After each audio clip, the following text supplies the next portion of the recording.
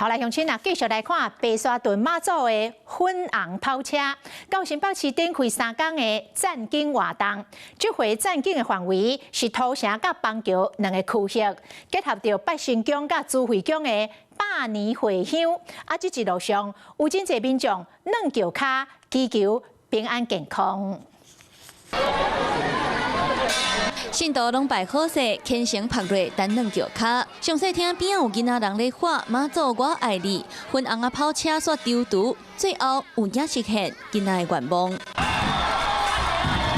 白沙屯妈祖正紧就到后园，大人囡仔拢真欢喜。妈祖伫咧新北市展开连续3天的战景活动，今仔日为土城的北仙宫起驾，为中迎妈祖信徒拢传好势。其中土城的乐利国小学生的人狮嘛登场。前几天就有练习，礼拜3的时候。礼拜3。对。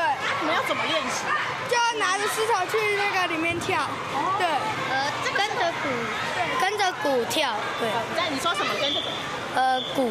鼓的声音，对，鼓的节奏。我们学校有舞狮队，然后就是带舞狮的社团老师就负责打鼓，然后孩子们就是也喜欢参加这个文化的盛宴这样子，所以我觉得非常的棒。白沙屯妈祖除了今仔日伫咧土城，明仔载会为花德公园起驾，尾暗回銮朱慧宫。第3天出发了后，尾暗到邦桥第1运动场，结束这届的战景行程。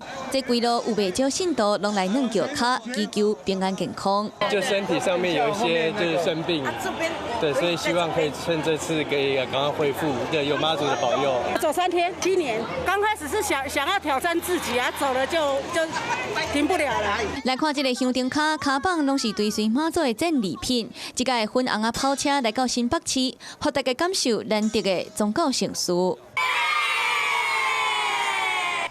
Hello， 我是蒋欣梅。想要抢先掌握最及时的新闻资讯吗？赶快订阅、按赞、开启小铃铛，锁定华视新闻 YouTube 频道。